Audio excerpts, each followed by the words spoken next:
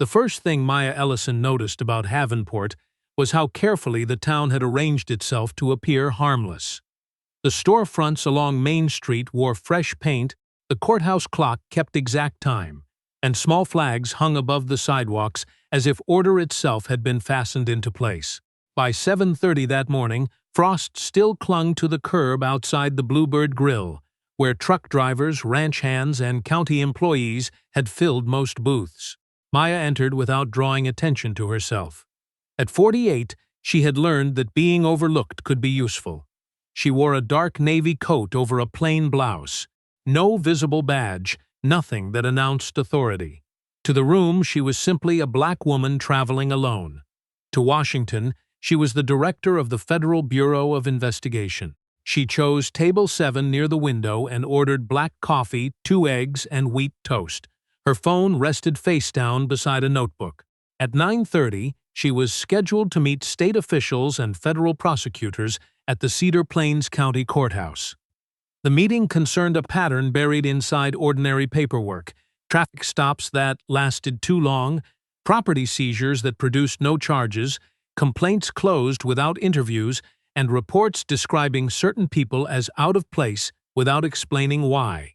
Maya had not come to Havenport to stage a test. She had come because 20 complaints over 5 years had begun to form a shape no responsible agency could ignore. Before entering a room full of officials, she wanted a few quiet minutes to observe the town on its own terms. She watched a white man in a hunting jacket spread a road map across the counter and photograph it with his phone. No one questioned him. Another traveler laughed about taking the wrong highway, and the waitress offered directions before he asked. When Maya looked toward the courthouse and wrote a note, a woman in the next booth pulled her purse closer. The movement was small, almost polite.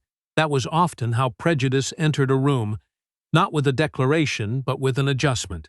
A shift of fabric, a longer stare, a question asked of one person and never of another. The waitress serving Maya noticed it too. Her name tag read Alia Reed. She was 22, composed and careful after learning that others might mistake confidence for attitude. She refilled Maya's coffee and glanced toward the neighboring booth. Maya answered with the faintest smile, not reassurance exactly, but recognition. Then she wrote, "Bias rarely begins with shouting.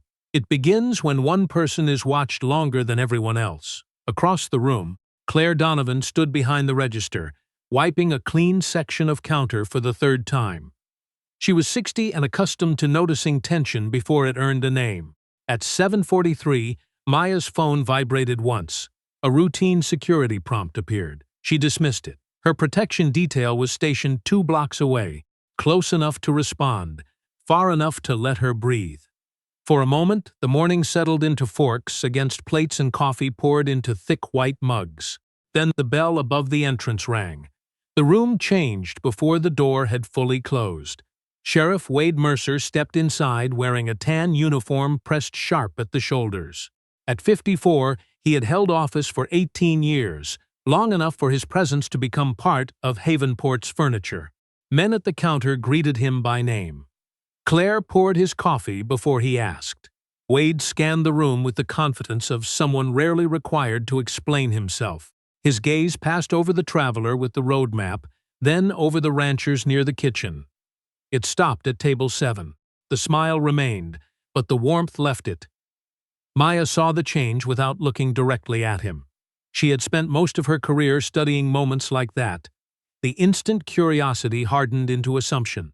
Wade leaned toward Claire and asked something too quietly for Maya to hear. Claire's answer was brief. Wade looked at Maya again, longer this time. He did not ask what she had done. He asked who she was. Maya lifted her coffee and took a measured sip. Outside, sunlight reached the courthouse steps. Inside, Sheriff Wade Mercer began walking toward her table. Wade crossed the dining room without hurrying. He never needed to hurry in Havenport. People made room for him before he reached them. A rancher moved his chair closer to the counter. A county clerk lowered her voice. Claire placed Wade's usual coffee near the register, though he walked past it without taking a sip. His attention remained on table 7. Maya watched his reflection in the window rather than turning toward him. Men who relied on authority often revealed more when they believed they were approaching someone unprepared. Wade stopped beside her table and rested one hand on the back of the empty chair. "Morning," he said. The word sounded courteous, but it carried no invitation to answer casually. "Good morning," Maya replied. Wade looked at the notebook, then at the phone beside it. "Passing through for the morning. Business or personal?" Maya lifted her eyes to him. "Is there a reason you need to know?" The question was mild. That seemed to trouble him more than defiance would have. Wade had served as sheriff of Cedar Plains County for 18 years. He had helped coordinate evacuations during a flood, raised money after a fire damaged the community center, and once spent an entire night searching for a missing rancher in freezing rain. Those stories were repeated so often that, over time, they became something larger than memory. They became permission. People trusted Wade because he had once earned trust, and few noticed when that trust stopped being examined. He had come to believe that his instincts were not merely useful but reliable by definition. In his mind, experience had sharpened him beyond ordinary rules. He could recognize trouble before it introduced itself. He could sense dishonesty in posture, hesitation, or tone. What he rarely asked was whether he interpreted those signals the same way in everyone. Wade pulled out the chair and sat without asking. "We don't get many visitors this time of year," he said.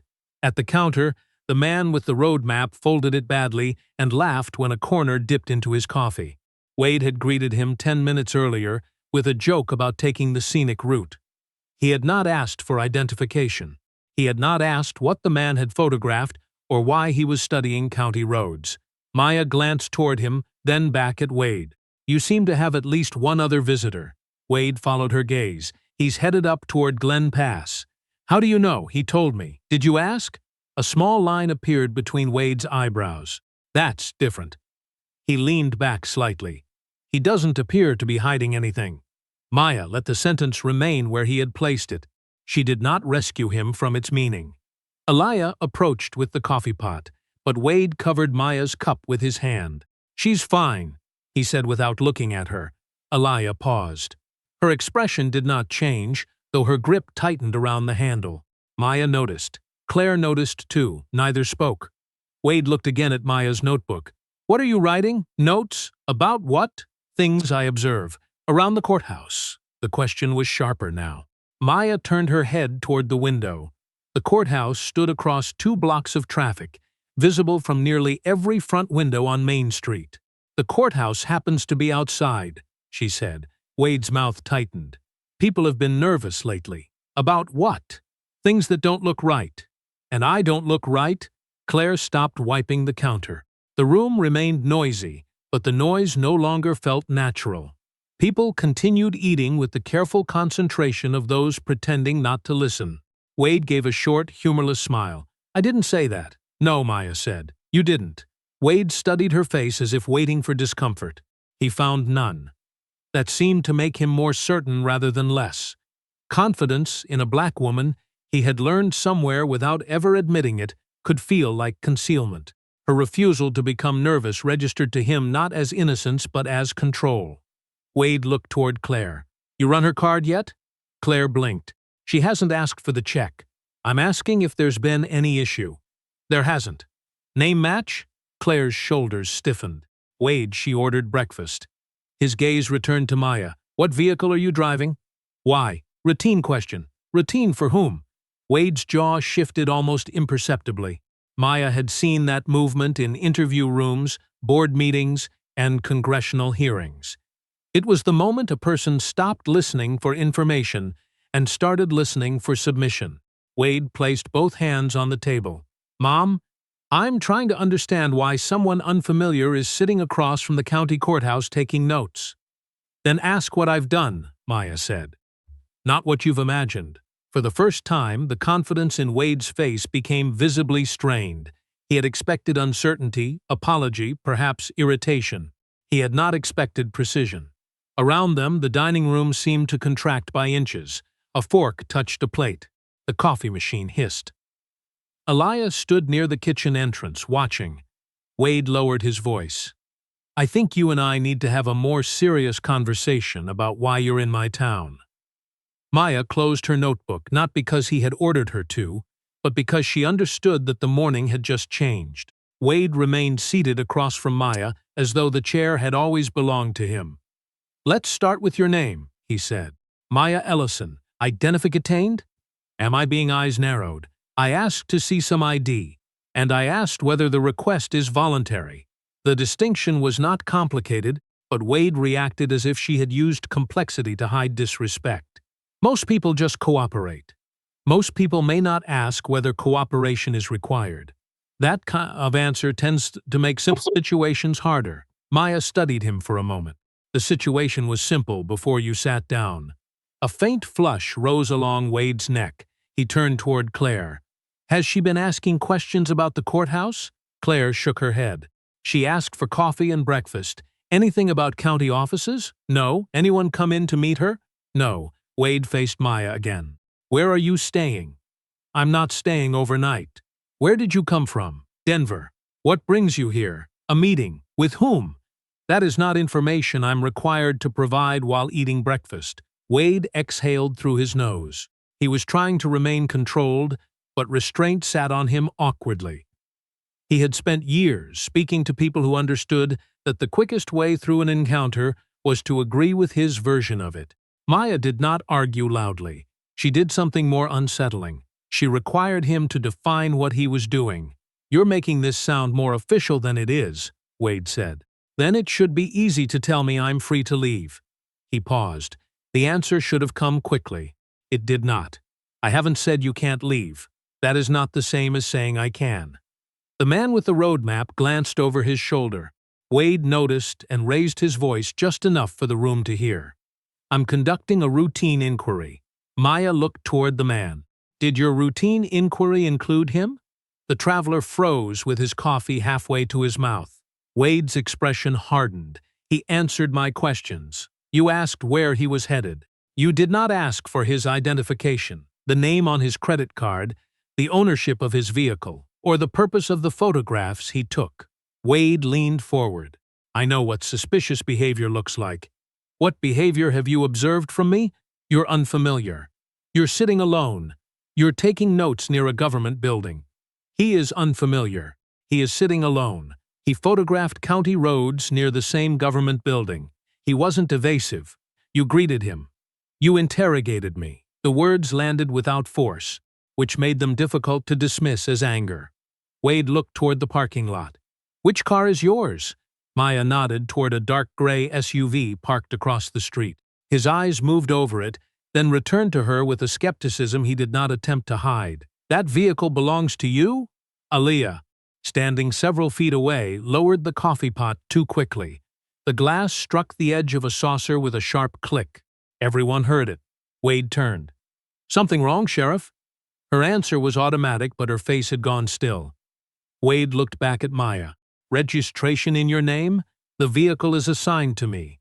"Assigned by who?" "My employer." "What kind of employer gives you a vehicle like that?" Maya held his gaze. The question was not about registration anymore. It carried the quiet disbelief that she could occupy something expensive, official, or important without explanation. "The kind that verified my qualifications before making the assignment," she said. Wade's lips pressed together. "You're getting defensive. I am answering calmly. Calm can be rehearsed. So can suspicion." Claire moved from behind the register. "Wade, she hasn't caused a problem." He did not turn toward her. "I'll decide that. In my restaurant, I can tell you whether a customer caused trouble. And in my county, I decide what deserves a closer look." Maya's eyes shifted briefly to Claire. There was gratitude there, but also concern. Claire had challenged Wade in the smallest possible way, and even that had changed the angle of his shoulders. He no longer appeared curious. He appeared opposed. "My identification is in the vehicle," Maya said. "If you can provide a lawful reason for requiring it, I can arrange for it to be brought inside." Wade seized on the wording. "Arrange? Yes. Who's outside?" "I did not say anyone was outside. Then why not get it yourself?" "Because I am trying to determine whether I am free to do so." Wade pushed his chair back and stood. The legs scraped loudly against the floor. "You know what I think? I think you came into town expecting to play games with people." Maya remained seated. No, Sheriff. I think you made a decision about me before I spoke. Everything since then has been an attempt to find language that makes that decision sound reasonable. Wade's face became unreadable. For several seconds, the only movement in the room came from steam rising above Maya's coffee. Wade stepped away from the table and reached for the radio clipped to his shoulder. "Turner, meet me at the Bluebird." His voice was even again, but the evenness was deliberate now. He had decided the room needed to see him regain control. Maya glanced at the clock above the kitchen. 7:44. Her security confirmation was due in 1 minute. She could have ended the encounter by stating her title. The thought passed through her mind and left almost as quickly. A title would change Wade's behavior, but it would not correct the judgment that had produced it. He would become careful because of who she was, not because of what the law required. Less than 4 minutes later, Deputy Eli Turner entered the restaurant. He was 34, broad-shouldered, and visibly uncomfortable the moment he saw Maya seated at the table with Wade standing over her. Eli had worked under the sheriff for almost 12 years. Wade had hired him after his father died and had once paid for a transmission repair Eli could not afford. Gratitude had tied itself around professional judgment so slowly that Eli rarely noticed the pressure until moments like this. "What do we have?" he asked. Wade gestured toward Maya. Possible suspicious activity near the courthouse. Refusal to identify. Evasive answers. Eli looked at Maya's breakfast, then at Claire. "Did someone call?" "No," Claire said. Wade cut in. "I observed it myself." Eli lowered his voice. "What activity?" "Notes. Questions. Unverified vehicle. Did she threaten anyone?" "That's not the standard. Did she try to enter a restricted area?" "Not yet." The words changed the room. Not yet was not evidence, it was expectation. Maya watched Eli absorb that. His face tightened, then smoothed over. "Mom," he said, "would you mind telling me what happened before I got here?" Wade answered for her. "She's already been told to identify herself." Maya looked at Eli. "I provided my name. I asked whether I was being detained, and what lawful basis required additional identification. I have not received an answer." Eli turned slightly toward Wade. "Sheriff, if she's not suspected of a specific offense, you don't think surveillance of a county building matters? I think we need an articulable reason." Wade's eyes cooled. "You think I called you here for a lecture?" Eli's posture changed. The question had nothing to do with Maya. It was a reminder of debt, rank, and history. "No, sir." "Then stand behind her and watch her hands." Maya's hands rested openly on the table, one beside the notebook and the other near the coffee cup. Eli hesitated before moving. That hesitation was small, but Maya saw it. So did Wade. A man at the counter turned and said, "Mom, why not just show him the ID? This could be over in 30 seconds. Maya looked at him. His expression was not cruel. It was impatient. The way people become impatient when another person's rights interrupt their comfort. "If someone must surrender a right to make the room feel calmer," she said, "the problem is not the document." The man looked away. Elia placed the coffee pot on a side station and slid her phone partly beneath a folded order pad. The recording indicator glowed faintly. Wade noticed another customer holding up a phone near the far booth. "Put that down," he ordered. "This is an active law enforcement matter." The customer lowered it halfway. Maya said, "Recording from a safe distance in a public space does not automatically interfere with police activity." Wade turned toward her. "You seem unusually familiar with procedure. You seem unusually uncomfortable with it." A few people inhaled at once. Wade's face darkened. He stepped closer to the table. "People who come here and start testing boundaries usually have a reason. People who enforce boundaries should be able to name them. I don't need permission to protect this county." "No, but you do need lawful authority to detain someone." Eli looked toward the floor. Claire pressed both hands against the edge of the counter. The room had passed beyond ordinary tension. Everyone understood that Wade was no longer gathering information. He was defending himself from the fact that Maya had not become afraid. "People who don't belong here sometimes misunderstand how things work," Wade said. The sentence came quietly, almost conversationally. That made its meaning clearer. Maya's expression did not change, but something behind her eyes grew colder. "Belonging is not a legal standard. Cooperation is." Cooperation with what investigation? Wade stared at her. You are refusing a lawful direction. Which direction? To identify yourself. I gave you my name. With documentation. Under suspicion of what offense? He had no answer that existed before the encounter began. Wade reached toward the handcuff case on his belt. The metal fastener clicked open. Stand up, he said.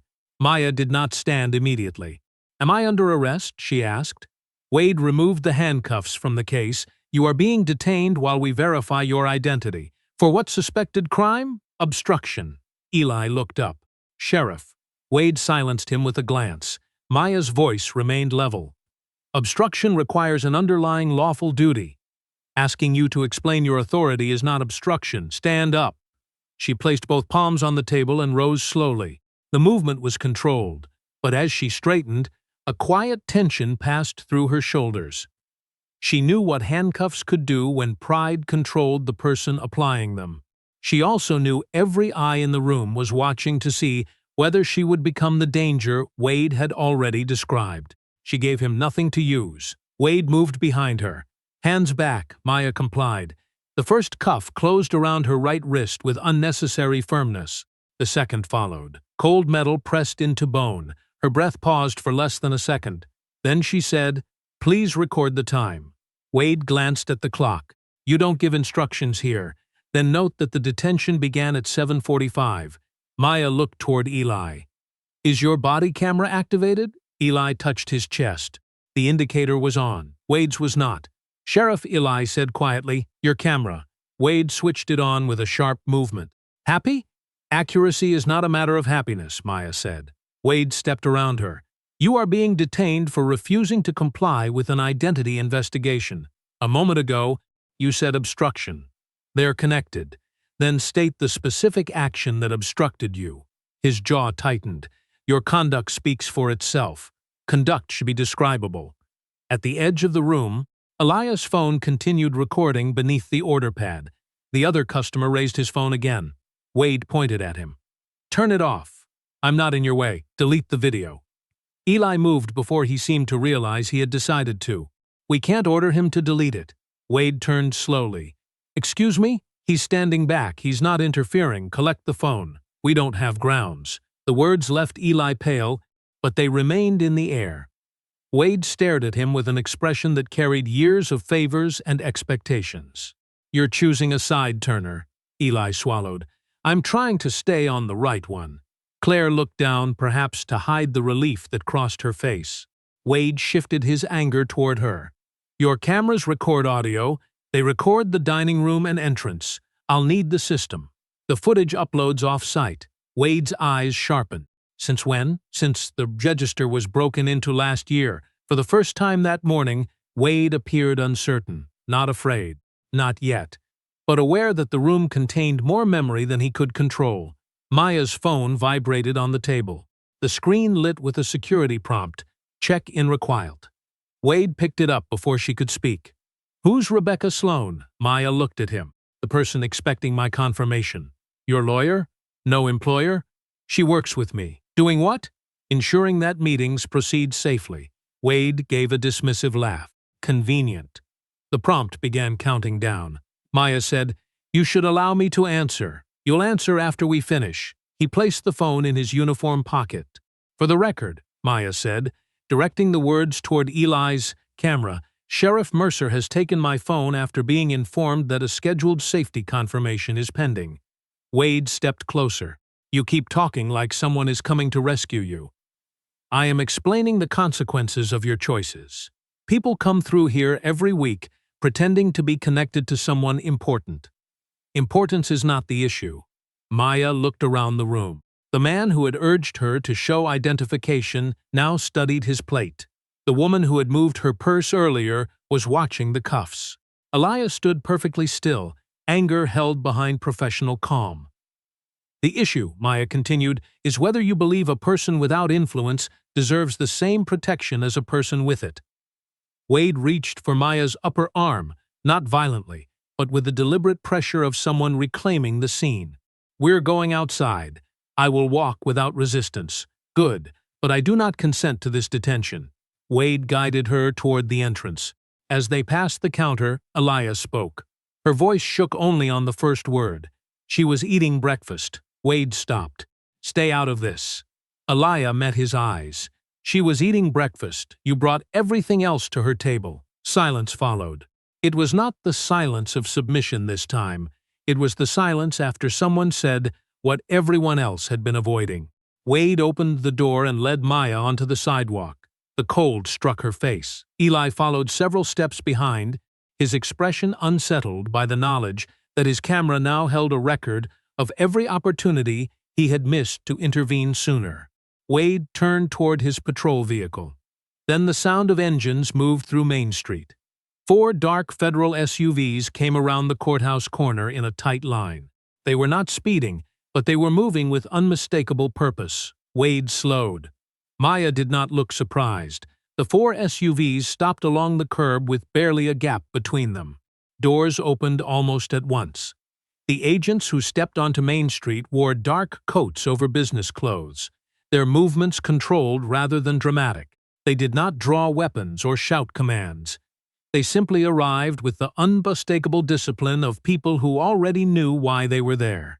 Rebecca Sloan came from the lead vehicle. At 42, she had spent enough years in protective operations to recognize the difference between confusion and danger within seconds. Her eyes moved from Wade's patrol car to Eli's body camera, then settled on the handcuffs around Maya's wrists. Something tightened in her face, though her voice remained steady. "Who detained Director Ellison?" Wade looked behind him as if another person might answer. "Director who?" Rebecca stopped several feet away. "Dr. Maya Ellison, Director of the Federal Bureau of Investigation." For one suspended moment, Havenport seemed to lose every ordinary sound. No engines, no dishes from inside the restaurant, no wind moving beneath the awning. Wade's hand remained on Maya's arm, but his grip had weakened without his permission. His gaze traveled over her navy coat, her plain blouse, and the cuffs he had fastened minutes earlier. He searched her appearance for some sign that should have warned him. There was none. That was the point he still did not understand. "That can't be right," he said. Rebecca removed her credentials and held them where both Wade's body camera and the restaurant cameras could see. "Release her." Wade stared at the identification. She refused to identify herself. "I gave you my name," Maya said. Her voice was quiet, but the cold had begun to sharpen the discomfort in her wrists. "I told you my identification could be brought from the vehicle. I asked to respond to the security check on my phone. You declined each opportunity." Wade turned toward Rebecca. She was taking notes near the courthouse. She wouldn't explain who she was meeting. "Is that a crime in Cedar Plains County?" Rebecca asked. Wade's face changed slightly. It was not remorse yet. It was calculation. He was beginning to arrange the morning into a version he might survive. This was a misunderstanding. Maya looked at him. A misunderstanding happens when both people lack information. You were offered information and rejected it because it did not support what you had already decided. Rebecca stepped forward with a handcuff key, but Maya stopped her. "Not yet." Rebecca looked at the metal around Maya's wrists, then at her face. She understood. Maya turned enough for the cuffs to remain visible to Eli's camera. Photograph the position of the restraints. Record the time. Confirm that Sheriff Mercer's camera was activated only after the detention began. Wade's mouth opened, then closed. "You want to make a spectacle out of this?" "No," Maya said. "I want to prevent this from becoming smaller in the report than it was in the room." One of the agents photographed the cuffs and documented the time. Only then did Rebecca unlock them. The right cuff came free first. Maya brought her hands forward slowly. Red marks circled both wrists. She rubbed one with the thumb of the other hand, a small involuntary gesture that disappeared almost as soon as it began. Inside the restaurant, several customers had gathered near the windows. The man who had advised Maya to show identification stood behind Claire, his face unsettled. The woman who had drawn her purse closer earlier now held both hands around a coffee mug she was no longer drinking from. Wade noticed them watching and straightened his shoulders. "I acted in good faith." "Good faith requires facts," Maya said. "What facts did you have before you approached my table?" He glanced toward the courthouse. She appeared to be observing government property. "So was the man with the road map," Eli said. His voice was low, but this time it did not retreat. Wade looked at him with open disbelief. Rebecca asked one of the agents to retrieve Maya's phone. Wade removed it from his pocket and handed it over. The missed security prompt remained on the screen. Director Rebecca said, "We should move you to the courthouse." Maya looked through the restaurant window at Aaliyah, Claire, and the customers standing behind them. In a moment, she stepped back inside. The room parted without anyone being asked. Some people appeared ready to apologize, but Maya raised one hand before they could begin. "Please understand something," she said. "What happened this morning did not become wrong when you learned my title. It was wrong when a person sitting quietly at breakfast was treated as suspicious without evidence." No one moved. Maya looked directly at the man who had told her to cooperate. A person should not need federal authority before a room decides that her dignity matters. His eyes dropped. Aaliyah remained near the service station. Her anger had softened into something more complicated, relief mixed with the realization that Maya's title had succeeded where Maya's rights had not. Maya recognized the expression. It was the most painful lesson in the room. Outside, Rebecca began issuing instructions. All body camera footage would be preserved. The Bluebird's video would be copied without interrupting its off-site backup. Dispatch logs, patrol records, vehicle stop data, property seizure records, and complaints from the previous 5 years would be secured pending review. Wade took a step forward. "You can't seize an entire office because of one bad encounter." Maya turned toward him. No one said this was one encounter. For the first time that morning, Wade looked genuinely afraid. Not because he had discovered who Maya was, but because he realized she already knew where to look. By noon, Cedar Plains County Sheriff's Office no longer felt like Wade Mercer's building. State investigators occupied the records room. Federal technicians photographed equipment before touching it. Every computer remained where it had been found, but the authority inside the office had shifted. Wade had been temporarily relieved of command and instructed to remain available through counsel. He sat in a conference room at the rear of the courthouse, separated from the badge that had once made every hallway open for him. Maya did not participate in the first interviews. She knew her presence could turn witnesses toward what they believed she wanted to hear. Instead, she reviewed the earliest records with Rebecca and 2 civil rights investigators. The pattern emerged slowly, not as one shocking document, but as repetition. Over 5 years, 20 complaints had been filed against the sheriff's office for extended traffic stops, unexplained searches, verbal intimidation, and property seizures. 14 had been closed without a recorded interview. Several contained nearly identical phrases. Subject appeared unfamiliar with the area, behavior inconsistent with local travel, vehicle did not match stated purpose. None of those phrases described a crime. They described discomfort, wearing the language of procedure. The traffic data was worse. Drivers from outside Cedar Plains County were searched more often than residents, but black drivers were asked to step out of their vehicles at a rate far beyond their share of total stops. Wade had not written a policy instructing deputies to treat people differently. He had created something harder to document and easier to deny. An atmosphere in which his assumptions became the safest assumptions for everyone else to repeat. Officers who followed his instincts received praise. Officers who questioned them were removed from favored shifts. Reports that aligned with his conclusions moved quickly. Reports that complicated them returned covered in corrections. Eli sat for his interview shortly after 1 o'clock. His hands remained clasped between his knees, though the room was warm. "When did you first believe Sheriff Mercer was crossing legal boundaries?" an investigator asked. Eli stared at the table. "That depends on what you mean by believe." "Tell us what you mean." He took a breath. "There were times I knew something felt wrong, but I told myself I didn't have the full picture. Then I had the full picture, and I told myself he had more experience. After that, I started telling myself that disagreeing wouldn't change anything." The investigator waited. Eli's eyes reddened, though he did not cry. "Eventually, I stopped needing excuses. Silence became the routine." He described reports Wade had returned with instructions to replace uncertain language with phrases that sounded more decisive. A driver had not seemed nervous until Wade insisted the report should say visibly evasive. A consent search had been unclear until the final version called it voluntary. A deputy's camera had failed during a stop, yet the failure had never been referred for review because Wade had called the incident insignificant. Eli did not present himself as brave for speaking now. Maya had instructed the team not to reward late honesty as though it erased earlier obedience. Cooperation mattered, but so did the years that preceded it. At the Bluebird Grill, Claire opened a metal cash box she had kept beneath old tax files in her office.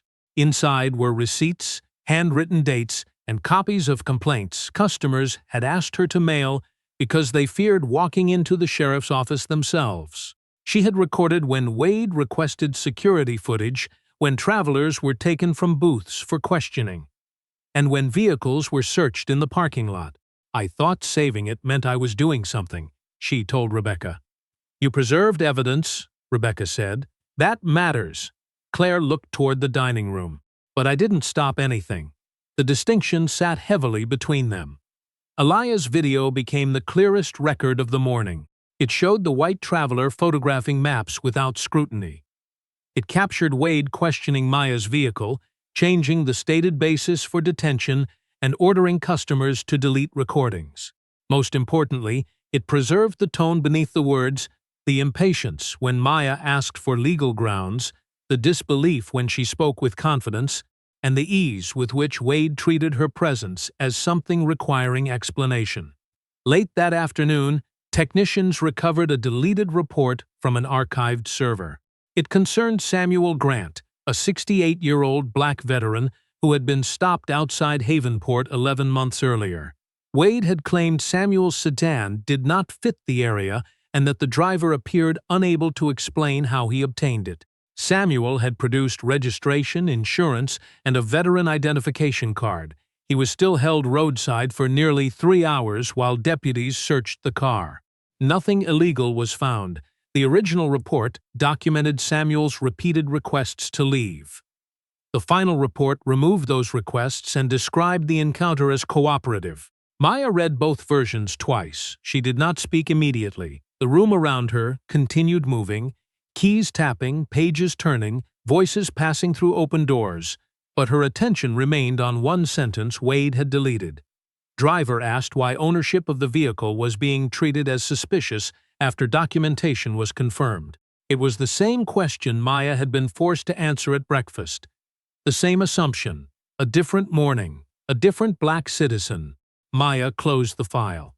"Find Mr. Grant," she said, "and reopen every complaint that uses the phrase did not fit the area." What had happened at Table 7 was no longer an isolated misuse of judgment. It was a window into a practice the town had learned not to see. The video from the Bluebird Grill reached the public before Havenport had decided what to say about it. By the second evening, television crews occupied the courthouse lawn. Reporters stood beneath the same flags Maya had noticed on her first morning and spoke about a town most of them had never visited. Some residents resented the attention. Others resented that attention had been required before they felt safe enough to speak. Mayor Leonard Pierce released a statement calling the arrest an unfortunate encounter now under review. The wording lasted less than 6 hours. When the restored reports and traffic data became public, unfortunate encounter no longer described what the town was facing. 3 weeks later, the county held a community hearing in the Havenport Civic Hall. Every chair was filled. People stood against the walls and along the rear doors. Maya sat near the front, but not on the stage. She wanted the evening to belong to those who had lived under the system, not to the official whose detention had finally made others listen. Samuel Grant spoke first. He wore a dark suit and carried a folder that had softened at the corners from repeated handling. His voice was even. "I served 24 years in the United States Air Force," he said. "I have been questioned in places where questioning was expected. A county road 10 miles from my home was not one of them." He described the stop, the documents he provided, and the search that followed. He did not dwell on the hours beside the road. What remained with him was Wade's first question after seeing the registration. "Is this really your car?" Samuel looked toward the audience. He had proof in his hand, but the proof had to compete with the picture already in his mind. A low murmur moved through the hall. Samuel waited for it to settle. "People ask whether I was angry. I was, but anger was not the worst part. The worst part was realizing that everything I had earned could still be treated like something I had taken."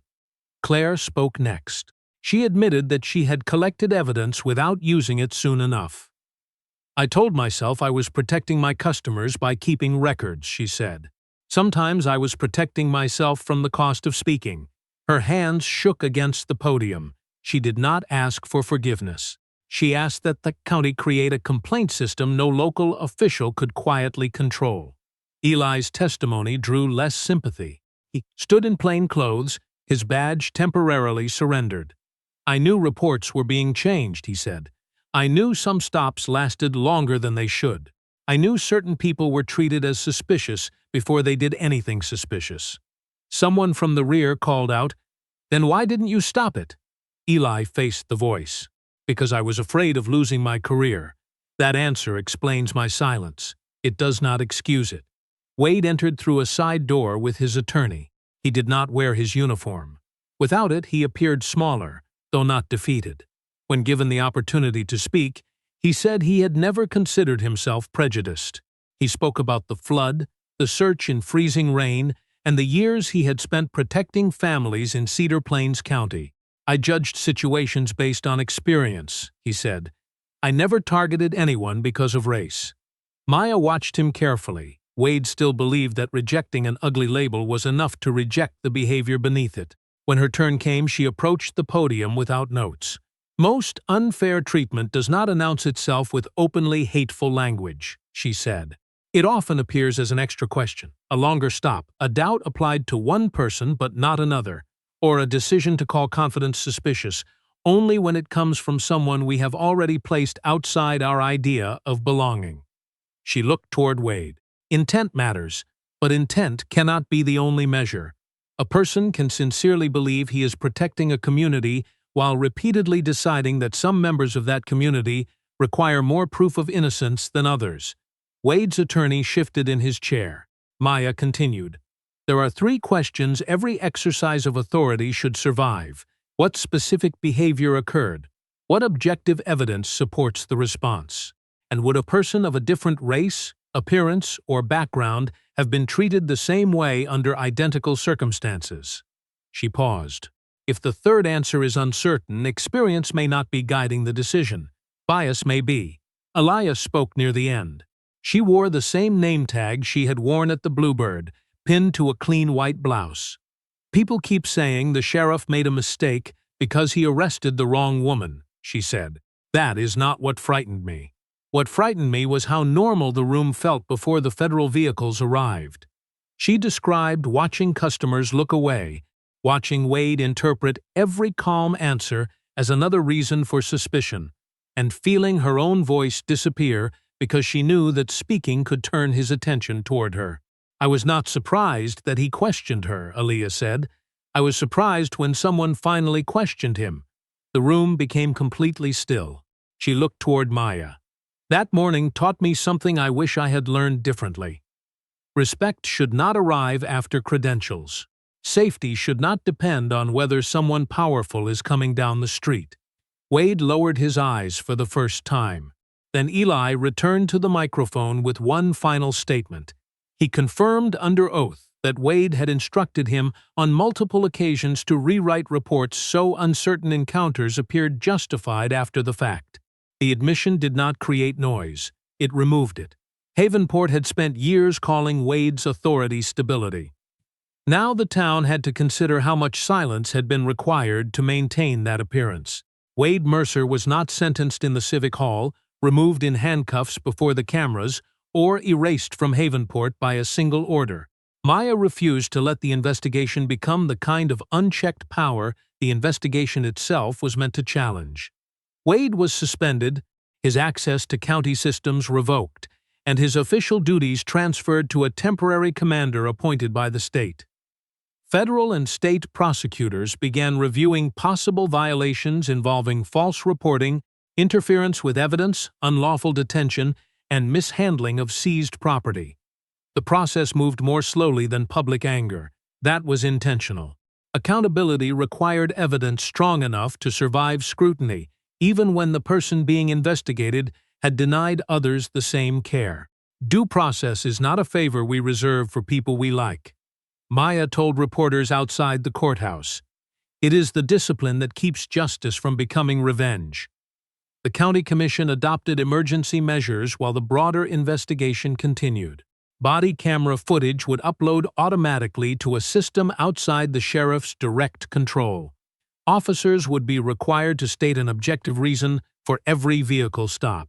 Property could not be taken without an immediate written receipt and supervisory review.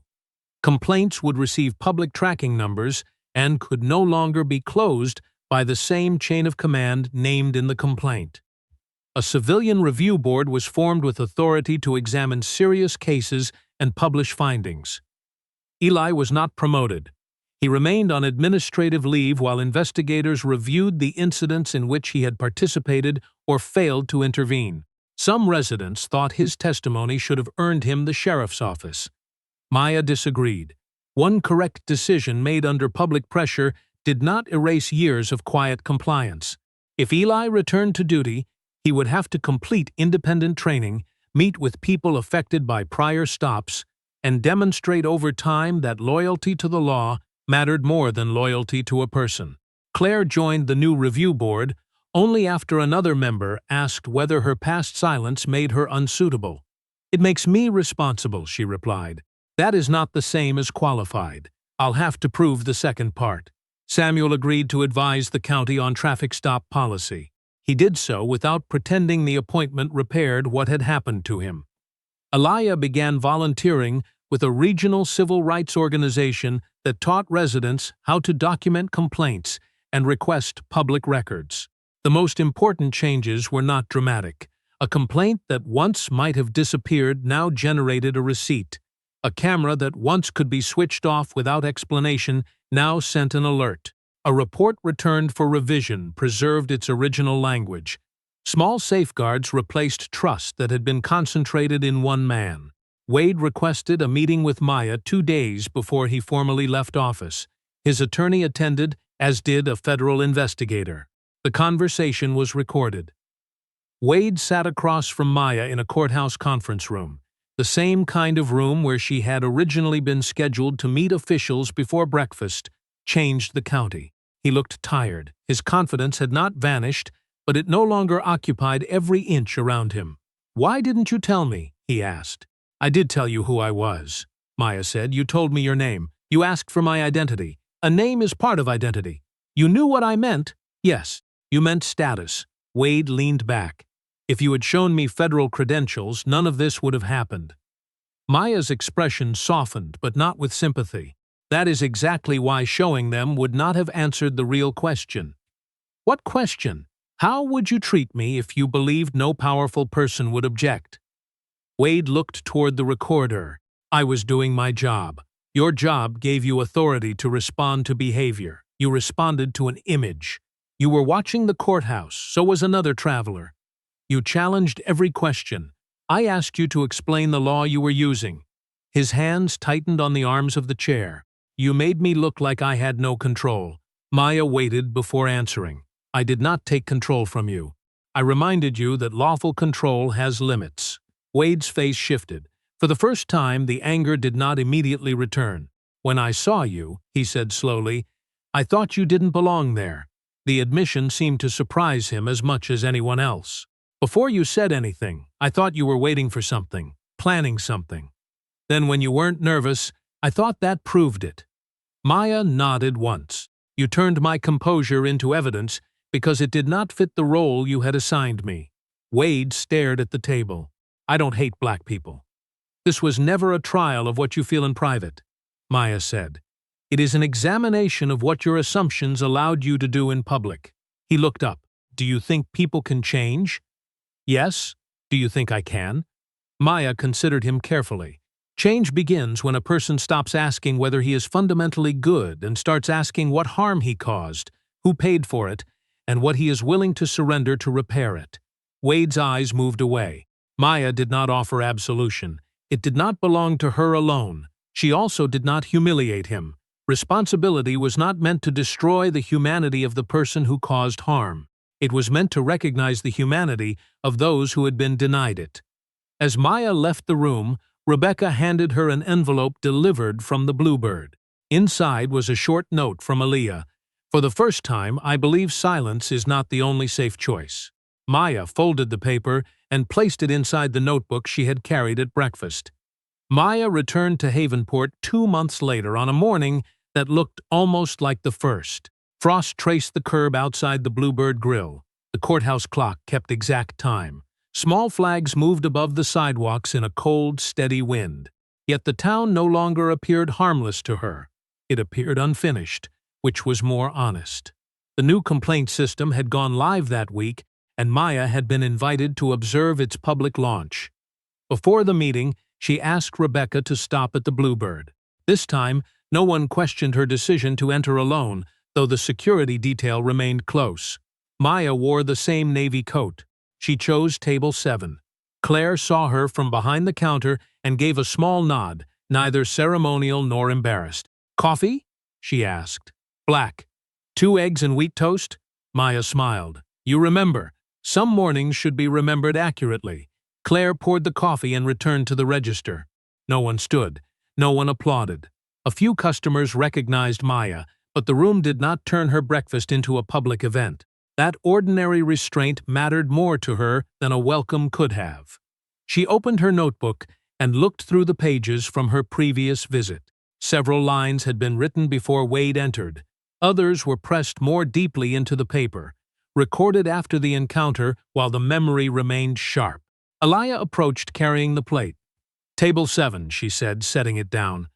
Her manner was lighter now, though not careless. "How have you been?" Maya asked. "Busy."